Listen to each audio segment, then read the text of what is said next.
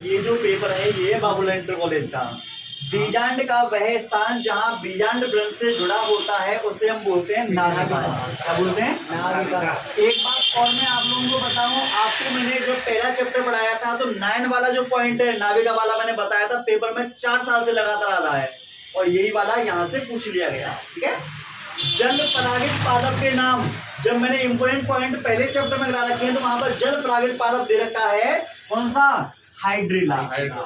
दो दे रखे मैंने, एक दे रखा है हाइड्रिला और एक दे रहा है बेलिस्नेरिया। तो हाइड्रिला पूछा है, हाइड्रिला पे मार दो।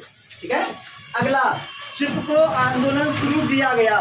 तो चिपको आंदोलन शुरू हुआ था गढ़वाल में। कहां पर हुआ था? गढ़वाल में, जो कि मैंने दे भी रखा है, जब आगे मैं चैप्टर पढ़ाऊंगा तो उसमें पढ़ाऊंगा भी, दे रखा है उसमें।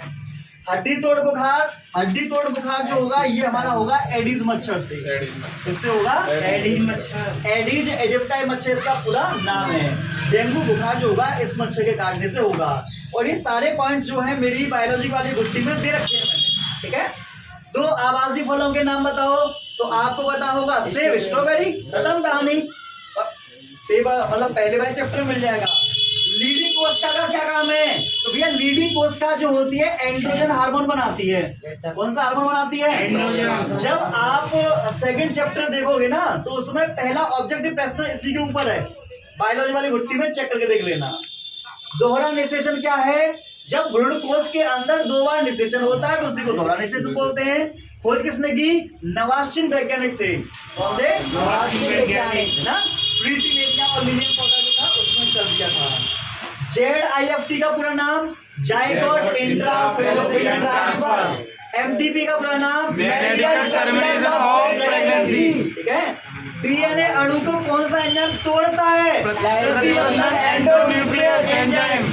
बहुत बढ़िया। मॉर्फिन हेरोइन क्या है?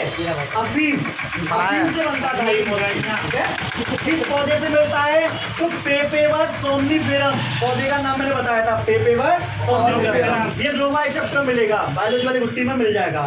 डीएनए आरएनए में अंतर? डीएनए में 2 रज्जुक होते हैं, आरएनए में 1 रज्जुक होता है। डीएनए में डीऑक्सीराइबोस रचना होगी, इसमें राइबोस रचना होगी। खत्म कहानी। किन्हीं 2 लिंग संलग्न रोगों के नाम। 2 रोग पूछे हैं, एक वर्णांधता और हीमोफीलिया। हो गया? 2 पूछे, 2 बता दिया। अगला बीटी कपास पर संक्षिप्त टिप्पणी करो। ऑलरेडी मैंने आपको 2 दिन पहले बीटी कपास पढ़ाया था और मैंने बताया था बीटी कपास, बीटी फसल कुछ भी आ जाए उसे छाप देना, बताया था। आगे टर्नर सिंड्रोम। टर्नर सिंड्रोम में 45 गुणसूत्र होते हैं। क्लाइनेफेल्टर सिंड्रोम उसमें 44 गुणसूत्र होते हैं। क्या मैंने आपको ये वाली बात बताई थी या नहीं? yes, करके आए हो? yes, एक बार इनको पूछ लो, नहीं करके आए, नहीं करके आए, एक बार कैसा हुआ एक बार पूछ लो। घुमा दो कैमरा को।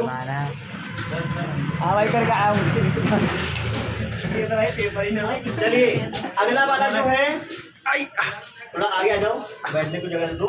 एक नाम आया इसमें प्लेसेंटा। क्या आया है? प्लेसेंटा। शायद आपको पता होगा कि जो प्लेसेंटा होता है उसी को हम अपरा बोलते हैं। क्या बोलते हैं? अपरा और प्लेसेंटा एक ही चीज होती है, कोई अलग अलग चीज नहीं है। ठीक है, प्लेसेंटा के बारे में बताना है तो ये भ्रूण और गर्भाशय को जोड़ने वाली संरचना होती है। दूसरी बात, प्लेसेंटा के माध्यम से ही भ्रूण को ऑक्सीजन जाएगी, पोषक तत्व जाएंगे, एंटीबॉडीज जाएंगी और अपशिष्ट पदार्थ बाहर निकलेंगे। बता चुका था मैं। अगला मादा गुरु बीजाणुधानी मतलब बीजांड का युग्मक चित्र सहित चित्र बनाइए। चित्र बनाना है तो देखो यहाँ पर बोला गया है बीजांड का चित्र। किसका चित्र? बीजांड का चित्र। तो ऑलरेडी मैं आप लोगों को पहले चैप्टर में बीजांड के चित्र की प्रैक्टिस करवा चुका था और हमारे बायोलॉजी वाली गुट्टी में पहले में दे भी रखी है। थैलेसीमिया रोग पर संक्षिप्त टिप्पणी करो। ये मैंने आपको नहीं पढ़ाया, जब बायोलॉजी गुट्टी आपकी हो जाएगी तो मैं इसको अलग से पढ़ाऊंगा। ठीक है, मानव जीनोम परियोजना पर टिप्पणी करो। जेनेटिक्स वाले में लघु उत्तरी में पहला प्रश्न यही है, पढ़ा चुका हूँ। अंडाणु जनन से आप क्या समझते हैं? अंडा से में जब अंडाणु का निर्माण होता है तो वो अंडाणु जनन है। और ये मैंने पढ़ा था 1 2 का 4 2 2 का 1 2 2 का 1। और शुक्रजन बने तो 1 2 का 4 4 2 का 1 ऐसे था दोनों। मधुमक्खी पालन से आप क्या समझते हैं? तो ये दोनों जीके जैसा क्वेश्चन है, बता देना। कृषि क्षेत्र में जैव प्रौद्योगिकी की क्या उपयोगिता है? तो कल परसों पढ़ाया था मैंने, अनुवांशिक रूपांतरित फसल, और बताई दी अनुवांशिक फसल के क्या फायदे होते हैं। ठीक है, जेनेटिक्स में जाओगे मिल जाएगा आपको। डीएनए फिंगरप्रिंटिंग, ये ठीक है।